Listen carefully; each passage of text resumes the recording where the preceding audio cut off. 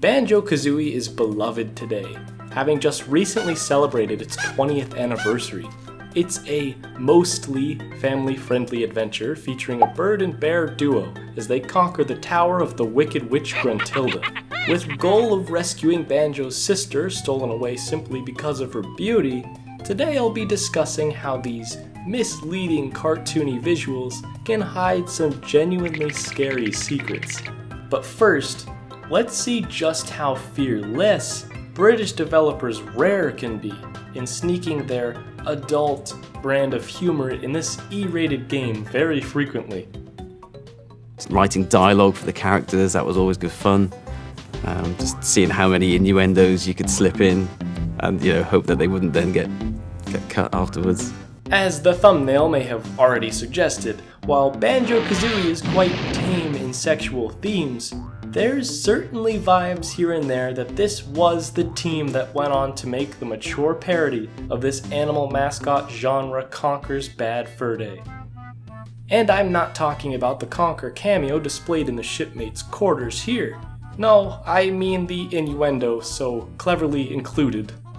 The first instance you'll see in this game is when learning one of the 3 starting moves in Mumbo's Mountain, egg firing. Kazooie, the red backpacked bird, is taught how to shoot eggs from her mouth, and the other end. Her reaction to the news is priceless, and a classy sound effect is given each time the maneuver is executed. The file names in the game's code for these egg-firing animations are even named Egg Head and Egg Ass. Of course, that's something only the creators could see at the time, but it's still hilarious they're buried away in this family game. Another moment from the foul-mouthed bird comes from her mocking a thirsty palm tree, Trunker and his shriveling nuts. Brentilda, a fairy godmother type character, appears throughout the evil witch's lair to give life-saving gossip about her sister Gruntilda. Among these are some, unforgettable quips, such as Grunty's favorite party trick being either a scary strip tease or ability to blow balloons up with her butt. Both of these are pretty shocking, especially the direct mention of a strip tease, which is hard to imagine an old hag pulling off. Most obvious visually though is seen right before and after the end credits. A human woman in a skimpy bikini carries a tray with 2 ripe watermelons and bananas between them. You don't even have to use your imagination there, Rare effectively spells it out for us. Apparently the original plan was to just give this NPC giant but Nintendo didn't take too kindly the idea. If all 100 Jiggies aren't collected and this screen is reached, Mumbo Jumbo will even claim to have a hot date with the mystery girl. If you do manage to gather them all though, you'll be treated to photographic hints containing additional game secrets. One of the objects shown is a huge ice key, to which Kazooie expresses knowledge of a place Banjo can shove it. Banjo then acts surprised at the comment and scolds Kazooie. It was very clearly a derogatory insult.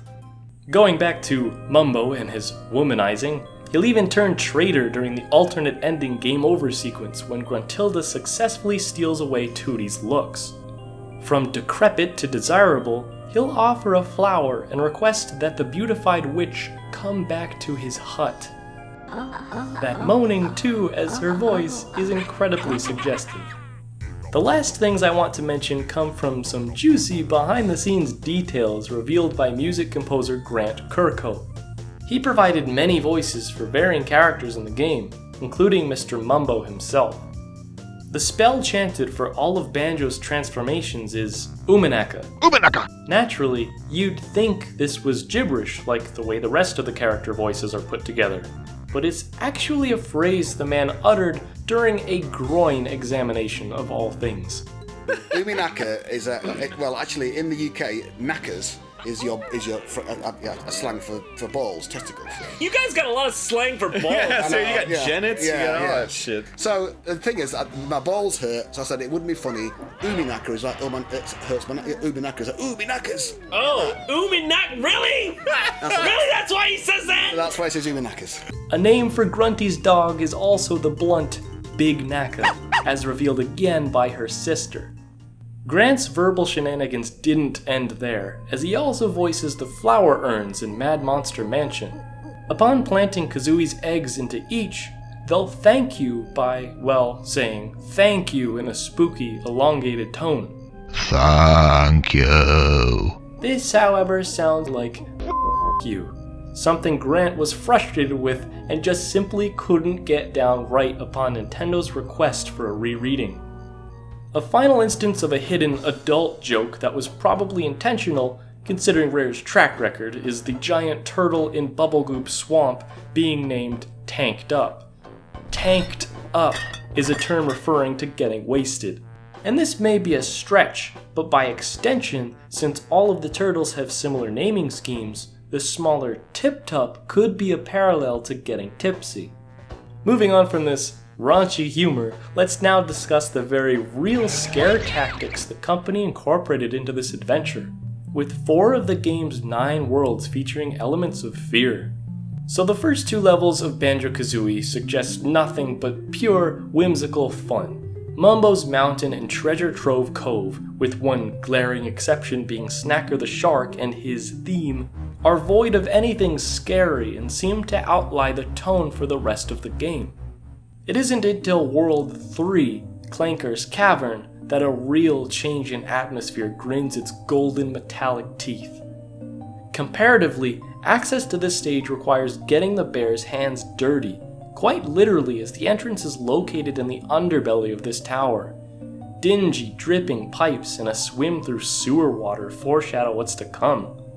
The world opens on a grimy platform dodging lungfish that pop out of the walls. Going further, the player must dive into a cesspool with a toxic waste warning, and through an underwater tunnel, where they'll be greeted with Grunty's living garbage disposal. On first glance, this is a purely robotic beast modeled after a shark, but getting closer to the creature, it's shown the thing's actually wounded. A fleshy scar questions whether it's alive or was once alive at some point before becoming this cyborg. It being used for waste is quite sad to imagine since it's a friendly character, and the fact that he's forcibly chained to the scummy depths begging for fresh air makes for an emotional moment when he's freed. Everything about the gameplay in this level is terrifying too. Anytime there's deep diving far away from oxygen, it's accompanied with a scare chord. Then there's actually going inside of the monster in a vein akin to Ocarina of Time's Jabu Jabu. Pinkish tentacles called whiplash are thriving organs within, and look really gross in an almost claustrophobic space. To top it off, mutant crabs wait inside one of the branching tunnels located behind Clanker. Whether it be the lurking cretins, the anxiety that comes with underwater levels and holding your breath, or the suffering Clanker himself, this is the most fearful the game ever gets. But next up after this gloomy level is the equally dirty Bubblegloop Swamp. There's nothing considerably scary in this one at all. It's a fairly generic swamp level after all, but the fact that it pairs with the underground of Gruntilda's lair gives the feeling that Banjo's truly traversing the bottom of the barrel. 2 more carefree levels, Christmas and Desert types, follow suit before going back to the grim, with an actual haunted stage and the revisiting of polluted waters with Rusty Bucket Bay. Mad Monster Mansion is definitely a classic horror homage with tropes galore, but it does make for some genuine fear in theme. There's even a gross out section seeing the transformed main character being flushed down a sentient toilet into a septic system. While on the topic, and being a little immature, an incorrect answer for a character's name in the Grunty's Furnace Fun Quiz is none other than Brown Eye the Dirty Pirate. Oh my. Getting back on track, Rusty Bucket Bay is more of what I already discussed with Clanker's Cavern, but the effects are not simply a result of being in a dedicated dump site. This is an actual shipyard with murky, oily water that drains health twice as quickly. I don't know if I'd even call it water anymore, it seems more appropriate to be deemed sludge. Nevertheless, animals still live in this muck, with Snorkel the Dolphin trapped under the weight of the ship's anchor. The vessel itself seems to be in working condition, but the harbor is closed, so everything seems isolated. The cold, large ship contrasts nicely to the cartoon world, even though an enemy here is comically just a safety raft with eyeballs, and feels overall dangerous, with the player needing careful precision to best the spinning metal obstacles. Funnily enough, I'm reminded of that SpongeBob episode featuring the hooks. They're these real objects in a stylized world, and something the characters are told specifically to avoid because they're hazardous. Same feeling here, where one wrong move is a vital mistake.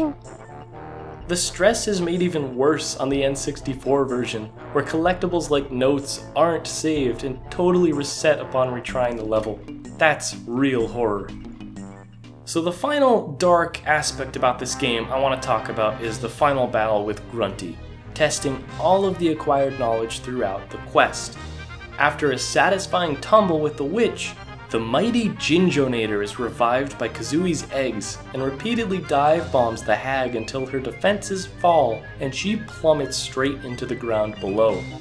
Much like a Disney death, a large boulder collapses on top of her burial site, where she remains trapped as a conscious, yet slowly deteriorating corpse until Banjo-Tooie. Yum. And with all that out of the way, next time I'll be diving headfirst into the much darker and more daring Banjo-Tooie. It features even more dirty jokes and some surprisingly mature themes. I'll see you then.